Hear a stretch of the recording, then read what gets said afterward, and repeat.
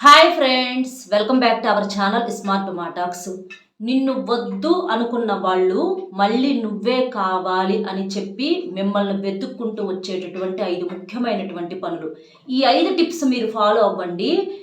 మిమ్మల్ని ఎవరైతే వద్దు అని చెప్పేసేసి వదిలేసి వెళ్ళిపోయారో వాళ్ళు మళ్ళీ మీరే కావాలని చెప్పి వెతుక్కుంటూ మరీ వస్తారనమాట. తర్వాత వాళ్ళని మీరు యాక్సెప్ట్ చేస్తారో లేదో అన్నది తర్వాత అది మీ ఇష్టము. కానీ మీ విలువను మాత్రం ఖచ్చితంగా ఇవి పెంచుతాయి. ఎందుకంటే చాలా మందికి ఉన్నటువంటి ఒక దాన్ని మరి మనం ఏ రకంగా మాట్లాడాలో కూడా తెలియదు కానివ్వండి. అవతల వాళ్ళ తెలివి అనుకోవాలో, యువతల వాళ్ళ పిచ్చితనం అనుకోవాలో, వద్దు అని అన్న వాళ్ళ వెంట పడతా ఉంటారనమాట. అది అబ్బాయిల్లో కావచ్చు, అమ్మాయిల్లో కావచ్చు. ప్రేమించే వాళ్ళల్లో మనం చూసుకున్నట్లయితే కొంతమంది ఈక్వల్గా ఉంటారు. కానీ కొంతమంది ఏంటంటే ఒకళ్ళని ఫస్ట్ నుంచి కూడా తొక్కేస్తూ ఉంటారనమాట. అంటే వీళ్ళ గ్రిప్పులో పెట్టేసుకుంటారు. ఏదైనా సరే మా మాటే వినాలి, మాకు ఎదురు చెప్పకూడదు. మేము ఏదన్నా కూడా అంటే యువతల వాళ్ళకి ఎలాంటి ఫీలింగ్స్ అనేవి ఇక ఉండకూడదు. అట్లాగా వాళ్ళ అవతల వాళ్ళు కొంతమంది అబ్బాయిల్లో ఉన్నారు, కొంతమంది అమ్మాయిల్లో ఉన్నారనమాట. ఇట్లా ఉంటారు. మరి అలాంటి వాళ్ళు అంటే మొహాన్ని ఏదైనా చెప్పేస్తారు. అంటే వాళ్ళకి ఏదైనా సరే మాట్లాడే స్వేచ్ఛ మాది అన్నట్లుగా, వీళ్ళేదో వాళ్ళ కింద పనోలకలాగా బానిసల్లాగా అట్లా ఫస్ట్ నుంచి కూడా అలా బంధం ఏంటో అదొక వెరైటీగా డిఫరెంట్గా కొంతమందికి ముడిపడతా ఉంటుంది అనమాట.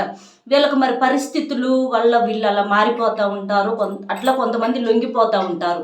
అలా కారణాలు ఏమన్నా కానివ్వండి, చీ అన్న వాళ్ళ వెంటే పడతా ఉంటారనమాట. అది ఒక కర్మ అనుకోవచ్చు చెప్పాలంటే. కొంతమంది అంటారు, మీకేం తెలుసులే అక్క, ప్రేమించేటటువంటి మాకు తెలుసు, మీరు అలాగే చెప్తా ఉంటారని చెప్పి అంటా ఉంటారు. కానీ మీకు అర్థం అవటానికి టైం పట్టిద్ది. నిజం చెప్పాలంటే అలాంటి వాళ్ళని ఆ మాట వద్దు అన్నప్పుడు అంతకన్నా అదృష్టము ఇంకొకటి లేదు. వెళ్ళండి అని చెప్పగలిగితే అంతకన్నా అసలు అదృష్టము మీ విలువను మీరు ఎక్కడో పెట్టుకున్న వాళ్ళు అవుతారనమాట. అలాంటి వాళ్ళకి ముఖం మీద కొట్టినట్లుగా ఉంటుంది ఈ మాట. కాకపోతే తెలిసి తెలియని వయసు, పడి ఉండటము, ఇలాంటి వాటి వల్ల చెప్పలేరనమాట. కానీ వాళ్ళే కావాలి అని చెప్పి యువతల వాళ్ళు సిన్సియర్గా అనుకున్నప్పుడు ఈ టిప్స్ ఫాలో అవ్వండి. అందులో మొట్టమొదటి పాయింట్ వచ్చేటప్పటికి ఏంటి అంటే, వద్దు అని చెప్పి అంటే అవతల వాళ్ళు చెప్పేస్తారు, మొఖానే చెప్పేసి మేము మీతో మాట్లాడము, మీరు మాకు ఫోన్ చేయొద్దు, లేకపోతే మాకు మెసేజ్ చేయొద్దు, అసలు మా కంటికి కూడా కనిపించొద్దు అని చెప్పేసేసి కొంతమంది అబ్బాయిల్లో చెప్పేవాళ్ళు ఉన్నారు, కొంతమంది అమ్మాయిల్లో చెప్పేవాళ్ళు ఉన్నారు. అలా చెప్పినప్పుడు ఇంకొకరు చేసే పొరపాటు ఏంటంటే అవతల వ్యక్తి బతిమిలాడతారనమాట. వద్దు, నువ్వు మాట్లాడకపోతే మేము ఉండలేము, అది ఇదని చెప్పేసేసి బతిమిలాడి వెంట పడతా ఉంటారు. కానీ మీరు చేసే పిచ్చి పొరపాటు అదే. మీ విలువను మీరే తగ్గించుకుంటున్నారన్న సంగతి ఎందుకు మీకు అర్థం కావట్లేదు? అంటే ఫస్ట్ నుంచి కూడా అలా లొంగి ఇవాళ రోజున ఇక్కడ దాకా తీసుకొచ్చారనమాట. నెత్తి మీద కూర్చోబెట్టుకున్నారు. అలా వెళ్ళిపోతామన్నప్పుడు వాళ్ళని వెళ్ళిపోనివ్వండి. అసలు వాళ్ళని మీరు పట్టించుకోవద్దు, ఆపే ప్రయత్నం అనేది చేయొద్దు. అలాంటి వాళ్ళకి మీరు అడ్డుపడితే మీరు ఇవాళ ఉంటారు, లేకపోతే రేపు ఉంచుకోగలుగుతారు బలవంతంగా. కానీ ఏదో ఒక రోజు వద్దు అనుకున్న వాళ్ళు ఎప్పుడైనా సరే మీ జీవితంలో నుంచి వెళ్ళిపోతారు. బలవంతంగా ఎవరినైనా ప్రేమతో ఉంచుకోగలుగుతాం, కానీ బలవంతంగానో బతిమిలాడో కాళ్ళు పట్టుకునో గడ్డాలు పట్టుకునో ఎన్నాళ్ళు ఉంచుకోలేము. ఎందుకంటే అవతల వాళ్ళకు ప్రేమ ఉంటే అంటే కొంతమంది గొడవలు పడతా ఇష్టపడతా కలిసి ఉంటారు, అది వేరే విషయం, అది అర్థమైపోయిద్ది. కానీ కొంతమంది ఏంటంటే ఎప్పుడూ కూడా అవతల మనిషికి, ఇష్టపడిన మనిషికి నరకం చూపిస్తూ ఉంటారనమాట. మాటల వల్ల, ప్రవర్తన వల్ల. వాళ్ళతో కాసేపు మాట్లాడితే ప్రశాంతం లేకపోయినా మనసంతా కూడా అల్లకల్లోలం అయిపోయింది. ఏదో ఒక రీజన్ చూపించి ఏడిపిస్తూ ఉంటారనమాట. కాబట్టి అలాంటి వాళ్ళు మీకు అవసరమా? ఒకసారి ఆలోచించండి. సెకండ్ పాయింట్ వచ్చేటప్పటికి ఏంటంటే, అంటే మీ తరపు నుంచే వాళ్ళు ఏంటంటే ఎక్కువగా తప్పులు చూపిస్తూ ఉంటారనమాట.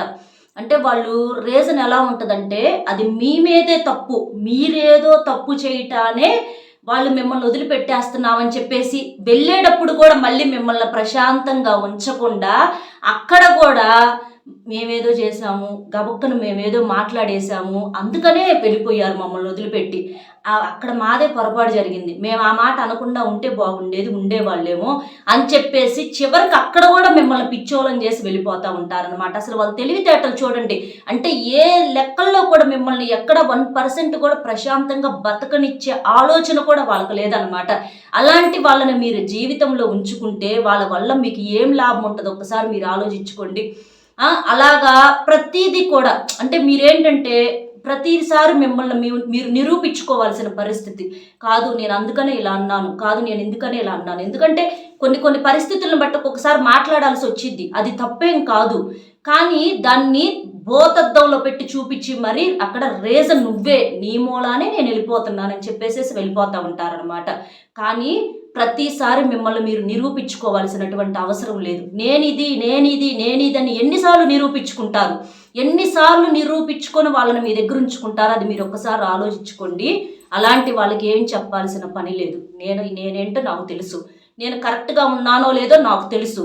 కాబట్టి నువ్వేదనుకుంటావో అది నీ ఇష్టం, దానికి నేను బాధ్యురాలిని కాదు లేదా బాధ్యుడిని కాదు అని చెప్పేసేసి మీరు సైలెంట్గా ఉండండి. నెంబర్ 3 వచ్చేటప్పటికి ఏంటంటే మౌనంగా ఉండండి. చేతనైనంత వరకు సైలెంట్గా ఉండండి.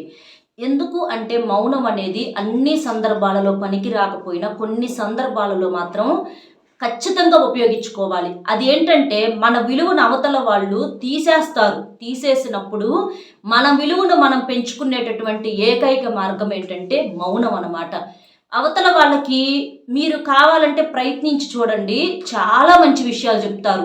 మీ విషయాల వల్ల వాళ్ళకి చాలా ఉపయోగం కూడా ఉంటుంది, చాలా చాలా నేర్చుకుంటారు కూడా. మీరు ఇష్టపడే వాళ్ళకి కావచ్చు, మీరు అభిమానించే వాళ్ళకి కావచ్చు.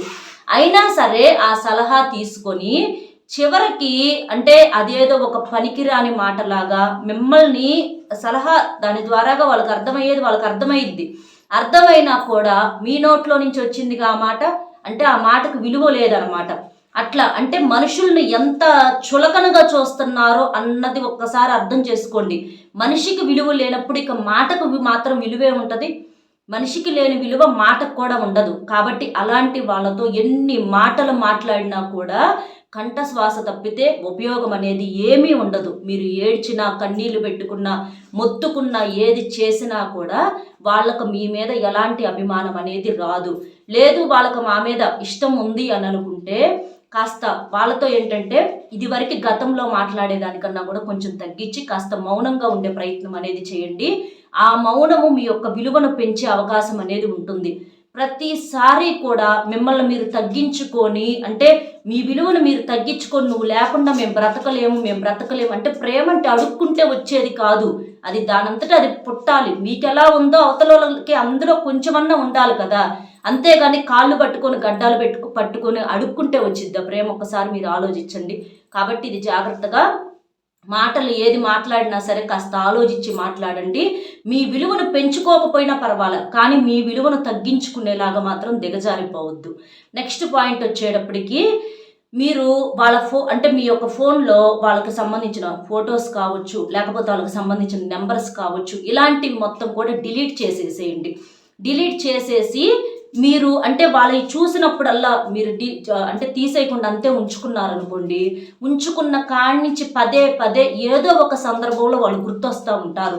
అలా గుర్తొచ్చినప్పుడు మీరు వద్దని పంపించేలా, వాళ్ళే మీ లైఫ్లో నుంచి వద్దని చెప్పి వెళ్ళిపోయినప్పుడు వాళ్ళని చూసినప్పుడు ఏంటంటే మనసు అంటే ఇష్టపడ్డ మనసు కదా, ఏదో ఒక మూలన మళ్ళీ గుర్తొచ్చి మాట్లాడాలి, కలవాలి అని చెప్పేసేసి అనిపిస్తూ ఉంటుంది అనమాట.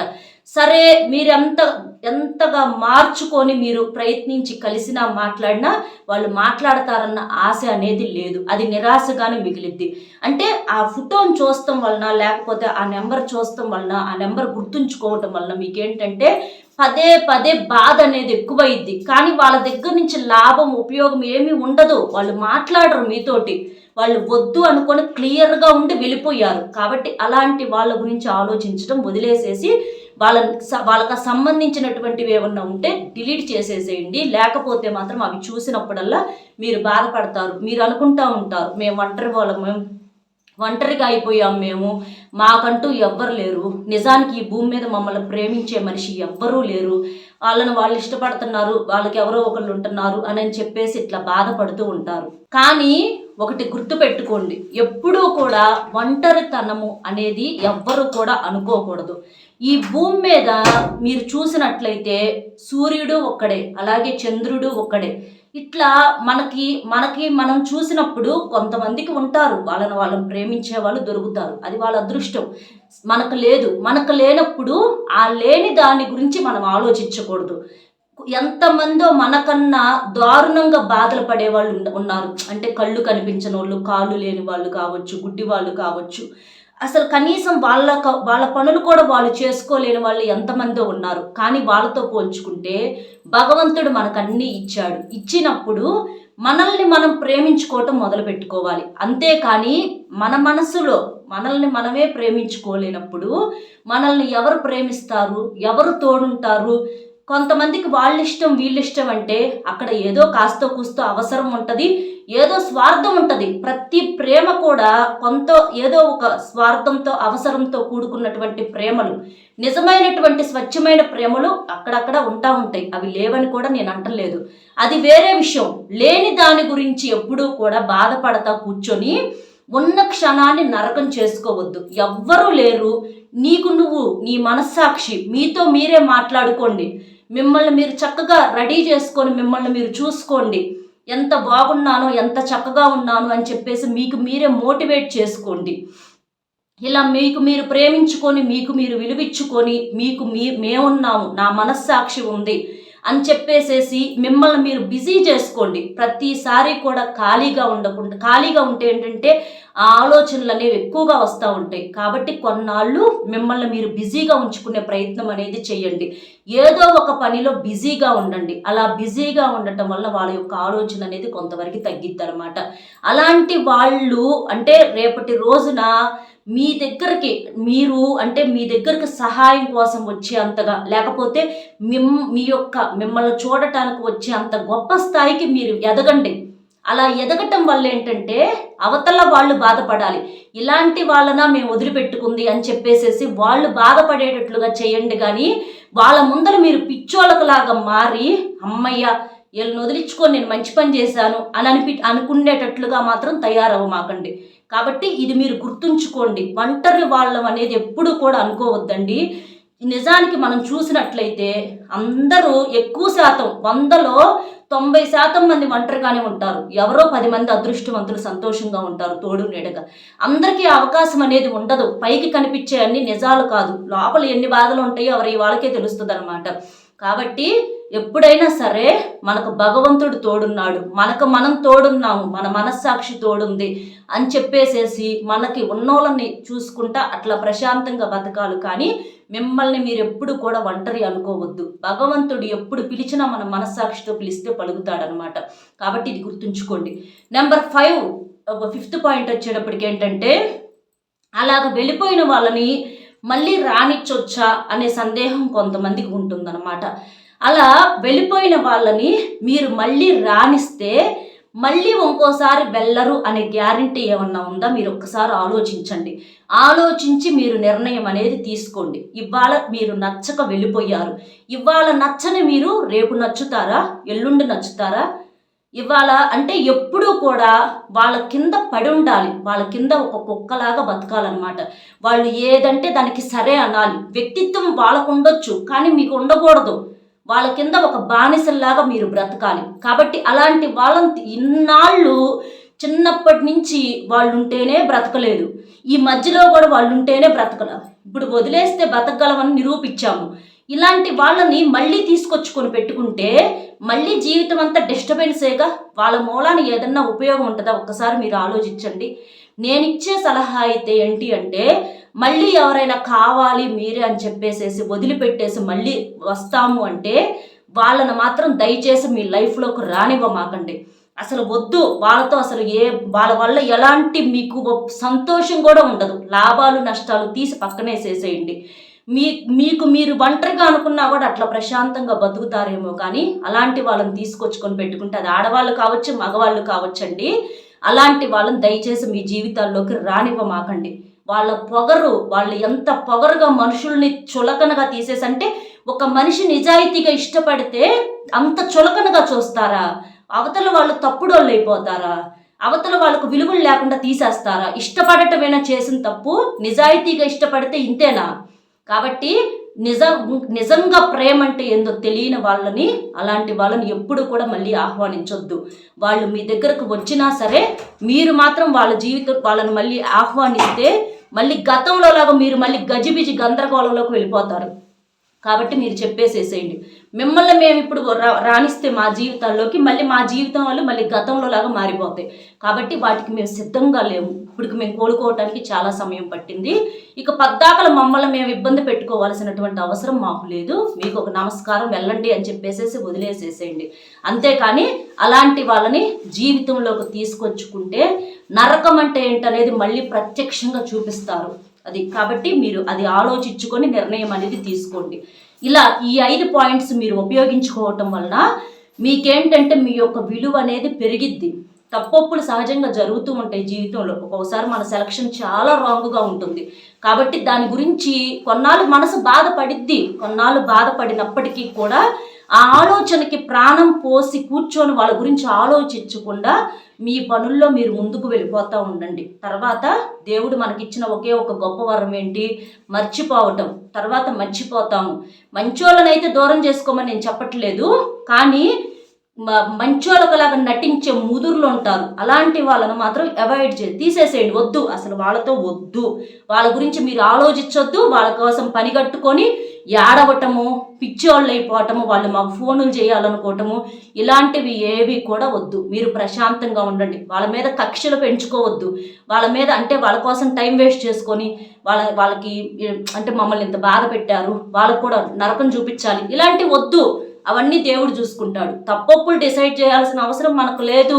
తప్పు చేసిన వాడినైనా తప్పు చేసిన వాడినైనా ప్రతీదీ దేవుడు చూసుకుంటాడు. మనమెవరము వాళ్ళకి శిక్షలు వేయటానికి? అసలు అవసరమే లేదు. మీ పని మీరు చేసుకోండి. అదే వాళ్ళకి చెప్పు తీసుకొని కొట్టినట్లు ఉంటుంది అనమాట. కాబట్టి మీ పనిలో మీరు ముందుకు వెళ్ళిపోండి. తిరుగు అనేది ఉండదు. కాబట్టి ఈ 5 టిప్స్ ఫాలో అవటం వలన మీ వాల్యూని మీరు పెంచుకున్నటువంటి వాళ్ళు అవుతారు. ఇలా అబ్బాయిలు కావచ్చు, అమ్మాయిలు కావచ్చు, మీకు ఇది బాగా యూజ్ అయ్యిద్ది అనమాట. అర్థమైంది కదా? అర్థం కాకపోతే ఇంకోసారి వినే ప్రయత్నం అనేది చేయండి. లేదు మేము ఇంతే అంటారా? అది మీ ఇష్టం. అది ఎన్నాళ్ళు మీరు అలా ఉండగలుగుతారో, ఎన్నాళ్ళు బలవంతంగా ఒక మనిషిని ఉంచుకోగలుగుతారో అది మీకు నిదానంగా అర్థమైద్ది అనమాట. కాబట్టి కొంతమందికి ఏంటంటే తెలిసి తెలియని వయసులు కాబట్టి అర్థం కాదు. వాళ్ళకి అర్థం అవ్వాలంటే అనుభవం అవ్వాలి. ఏదైనా సరే కొంత అనుభవం అయితేనే వాళ్ళకి అర్థమైద్ది అనమాట. తెలివిగల వాళ్ళు అయితే వెంటనే క్యాచ్ చేసేసి ఈ పర్సన్ మనకు కరెక్ట్ కాదని చెప్పేసి పక్కకి వెళ్ళిపోతారు. తర్వాత కొంచెం అటు ఇటుగా ఉన్న వాళ్ళకి కాస్త చిన్న వయసు లోక జ్ఞానం సరిగ్గా తెలియని వాళ్ళకి ఏంటంటే నిదానం మీదైనా వాళ్ళు బయటకు వస్తారు. కానీ తెలుసు ఏ మనిషికైనా ఏది నిజమా ఏది అబద్ధం అనేది మనం గ్రహించగలుగుతాం అన్నమాట. కాబట్టి ఇది మీకు చాలా బాగా ఉపయోగపడుతుంది. కాబట్టి ఇది ఫాలో అవ్వండి.